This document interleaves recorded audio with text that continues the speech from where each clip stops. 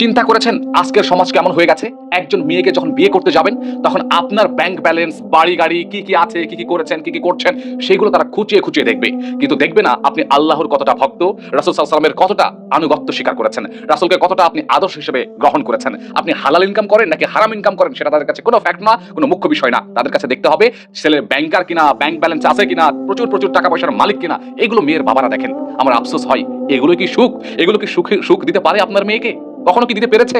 আপনারা নিউজ দেখছেন না যে ভালো ছেলের সঙ্গে বিয়ে না দেওয়ার ফলে, টাকা পয়সার সঙ্গে বিয়ে দেওয়ার কারণে আপনার মেয়ের লাশ দেখা দিয়েছে, আপনার মেয়ে লাশ হয়ে ফিরে এসেছে। এগুলো কি আপনারা দেখছেন না? আমরা কি দেখছি না? দেখার পরও একদল মানুষ, এক শ্রেণীর মানুষ, ওই যে সমাজের কথা অনুযায়ী ধনী পরিবার হোক বা হারাম ইনকাম করা লোকজন হোক, ছেলে সিগারেট খোর হোক, নেশাখোর হোক বা উল্টাপাল্টা কাজ করুক না কেন, তাতে কিচ্ছু যায় আসে না। যদি সে সরকারি চাকরি করে, যদি সে প্রাইভেট কোম্পানি জব করে, যদি সে হারাম ইনকাম করে, কোনো কিছু যায় আসে না।